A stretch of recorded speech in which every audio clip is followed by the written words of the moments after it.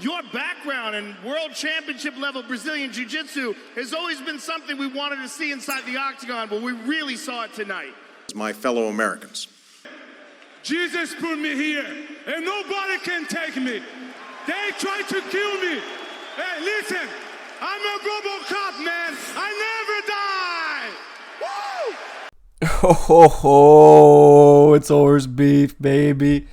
And today I'm preaching the good word of the real major threat, right? The main threat, in my opinion, to Dricus du Plessis' title reign. And even if Khamzat Chimaev was to somehow go and out Looney Tunes Dricus du Plessis and win that title, I think that Gregory Rodriguez is also a nightmare matchup for Khamzat Chimaev. He's maybe the most slept-on contender in the entire UFC. I don't even think he has a ranking beside his name right now, but he is going up against number 7 ranked Jared Cannonier this Saturday.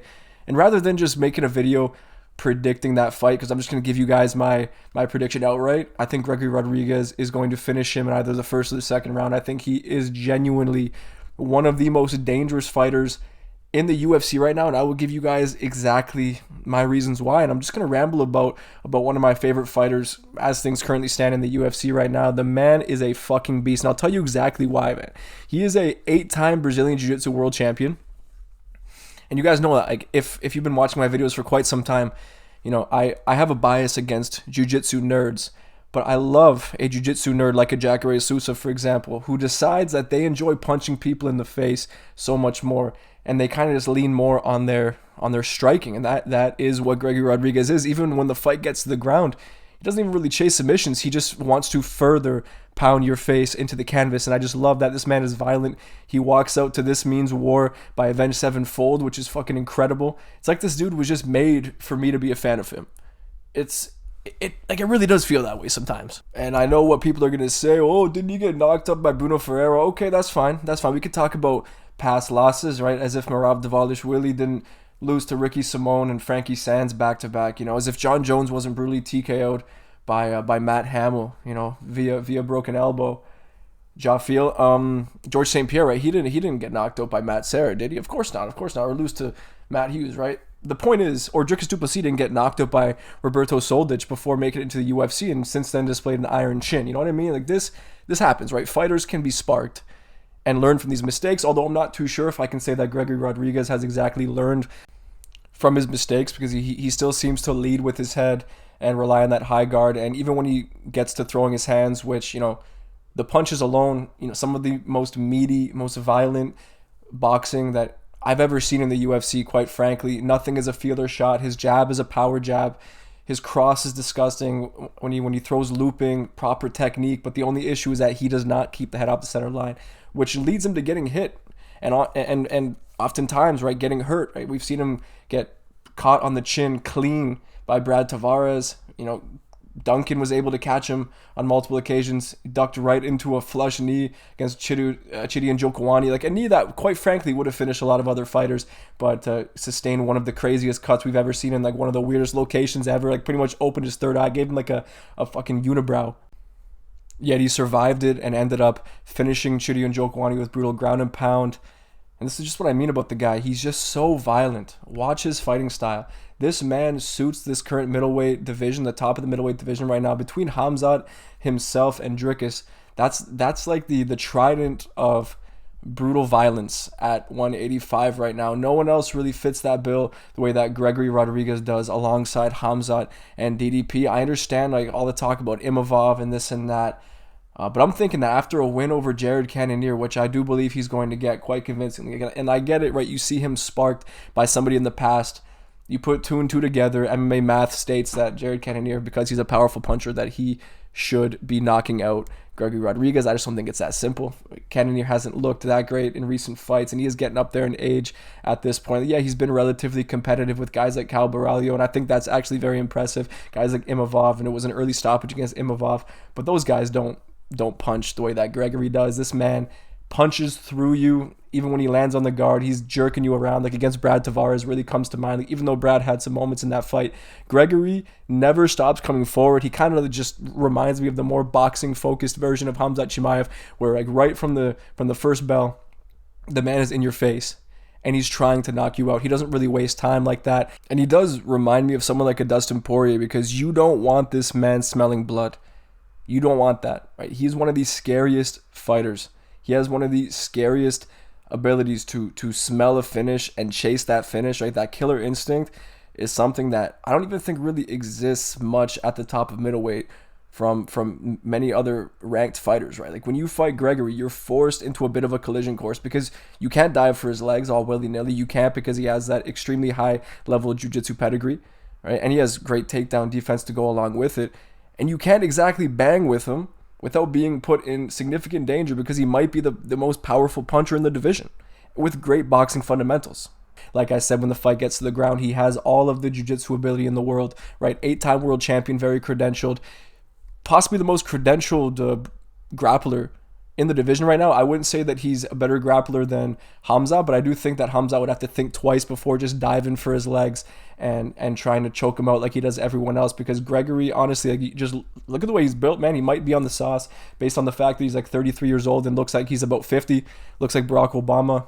I'm thinking like at the end of his presidency, quite frankly, like where Obama went from looking about 30 to looking like he was about 70, you know what I mean? Like aged about fucking 40 years in his, during his presidency. Gregory looks like him at the end of that shit. So that's wild. So like obviously he's either on the gear or has been on the gear in the past. I mean, you just kind of have to look at his build. You could say like Paulo Costa, that he just has great genetics, but listen, who knows, man? He hasn't popped yet. So I have no reason to really think that he's on the sauce, despite the fact that he looks like he's on the sauce, right? But that is besides the point, of course. But Gregory Rodriguez, on the point of his grappling, he has some of the most suffocating top pressure that I have seen in a long time, especially at middleweight.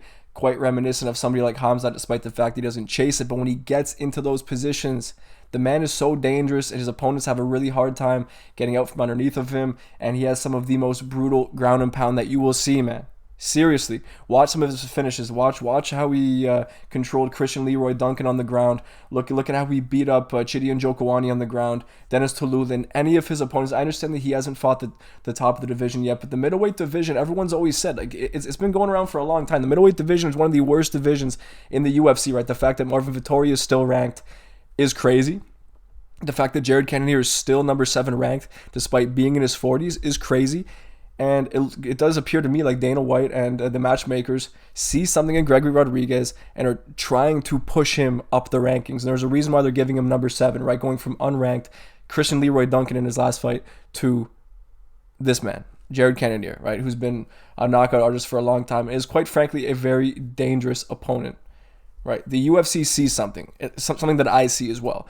Gregory is meant to be in the rankings. There needs to be a changing of guard right now. And I just feel like stylistically, yes, he is the man to beat DDP when it comes down to it. The boxing, I feel like he's cleaner in the boxing department than DDP. Yeah, DDP has definitely made improvements fight over fight and more rapidly than I've noticed with somebody like Gregory. Gregory doesn't actually go into any fight looking much different than his last one. No, it's the same game plan every time, like Sean Strickland, but unlike Sean Strickland, Gregory fights the way Sean speaks. He really does go out there and embrace a war. He bleeds in every single one of his fights. And I know I'm not exactly selling Gregory as the guy to beat DDP, saying that he's very hittable, but so is Dricus. And this is the exact kind of fight that Gregory Rodriguez would thrive in, the kind of fight that DDP enjoys, right? The war of attrition. And when it comes to his gas tank, does he have a suspect gas tank despite carrying so much muscle? I don't actually think that Gregory does. He seems to have a bit of that Mark Hunt factor in the sense that even when he looks a bit fatigued, it just seems like he can still generate that power despite having his hands by his knees and sucking wind. It just seems like when he wants to sock his opponent in the face with a potential fight-ending shot, he's always capable of retaining that power and landing those power shots even when he does look gassed. But we haven't really seen him look overly fatigued since his fight against the Iron Turtle, right? And quite frankly, he's the only fighter to ever knock out the Iron Turtle, right? The Iron Turtle has an iron chin, and Gregory Rodriguez put it on him and put him out after having his hands by his knees and looking gassed and looking like he was out of that fight. And that was multiple fights ago. Since then, the man hasn't really looked that vulnerable, aside from, of course, when he ate the knee from Chidi and, he got cut open against Brad. He just bleeds in every fight. He does. He bleeds in every single fight. That's true. So does Dricus, man. Dricus eats shots as well. That's the difference. Like, everyone always makes a big stick out of how goofy Dricus is. Like, on paper, he should lose every fight. He looks like he's losing every fight until he wins every fight. Gregory's kind of the same way. right? And you just have to look at it from a stylistic perspective. Who has the better boxing between Gregory and Dricus? In my opinion, is Gregory, right? Who has a better kicking game? It's definitely Dricus, but Gregory does have a decent calf kick, very underrated in that regard. He has a head kick in the locker, although he doesn't really put it to use very often. He loves to dig to the body. It's why I love to say that Gregory Rodriguez is pretty much just like a Jacare Sousa regen, because Jacare Sousa, he's walking you down, man, looking scary, digs those shots to the body and then goes to the head. And Gregory loves those boxing combinations in the exact same fashion. But the major difference could actually be in the cardio, right? Because, like I said, we've never seen Gregory tested at a 5-round level, and his fights don't often even go to decision in the first place. I mean, as I said, the fight against Christian Leroy Duncan, and by the way, man, Christian Leroy Duncan is pretty underrated himself. No one besides Gregory has really done what he did to Christian. No one else has been able to do that to Christian Leroy Duncan. He's actually quite a legit fighter. He's quite underrated, actually, I would say. So that in and of itself is a pretty underrated win for Gregory Rodriguez. But in recent fights, especially, Dricus has an insane gas tank. He really does. His gas tank is ridiculous, and I don't think that Gregory, with the at the pace that he likes to fight at and the pace that Dricus likes to fight at, I don't see Gregory doing well if it was to go into the 4th and 5th round. But I'm pretty much just banking on the fact that no one else can really go into those later rounds with Dricus, right? But Gregory, the difference is that just like Khamzat has the potential, right? On paper, he could go out there, ragdoll Dricus, choke him out in the first round. Gregory not only could do that, but he could knock out Dricus in the first few rounds. And that is really where I put a lot of stock in Gregory, is because I believe that in the first 2 rounds especially, Gregory Rodriguez can finish every middleweight in the world right now. Every single middleweight, he can finish them in the first 2 rounds. Maybe, of course, Dricus survives those opening rounds. Then he could survive and potentially finish Gregory or grind him out to a decision. But Khamzat has 5 minutes to beat Dricus. I believe that Gregory has 10 to 15 minutes to beat Dricus, and I think that's the big difference here. But then again, this is all conjecture. This is all hypothetical. We don't actually know how this goes down, right? I just believe that Gregory has the style to win.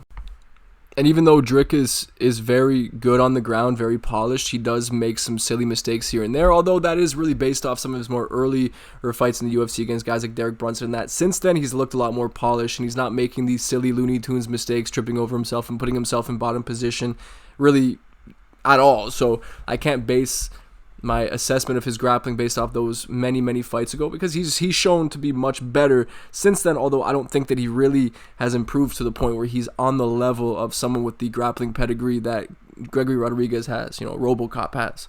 But to even find out if I'm correct or not, he has to get past the challenge this weekend, and if he does get past Jared Cannonier, maybe give him Robert Whittaker if he finishes Robert Whittaker, which I think he definitely can. Then just give him a title shot, man. But of course, you have Chimaev up there who will get the next one most likely. Then you have Imavov, who's most definitely earned his way to a title shot. So I can't say that you allow someone like Gregory to jump over someone like Imavov or a Khamzat. No, it doesn't really make sense. And it does suck right now that there are a couple of fighters that are above Gregory in the pecking order. But maybe you even do like a Cal Baralho versus Gregory Rodriguez fight after this. I don't know if they're friends, being Brazilian and all that. But my personal preferred fight would be potentially even Gregory Rodriguez versus Imavov for like a title eliminator if you're going to do Khamzat Chimaev first. But I assume that Imavov versus Cal Baralho will be the preferred matchup.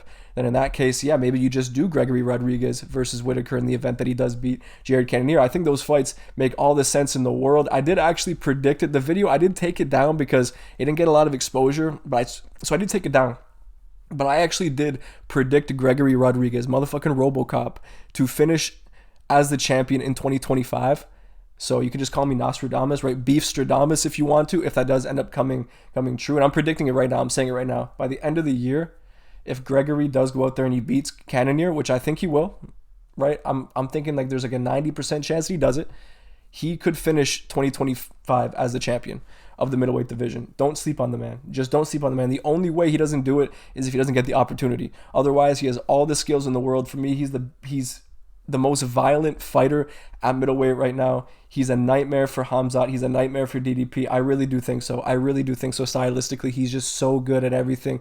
The man only falters in his striking defense. His striking defense needs some work. He needs to step the head off the center line. He needs to practice more parrying. But speaking of parrying, against someone like Gregory Rodriguez, right, DDP, he showed great ability to parry the jab of Strickland last time out. You could see it. The damage didn't pile up as much as it did in the first fight because he was doing much better when it comes to dealing with the jab. You don't want to be parrying any shot from Gregory. You need to get out of the blast radius.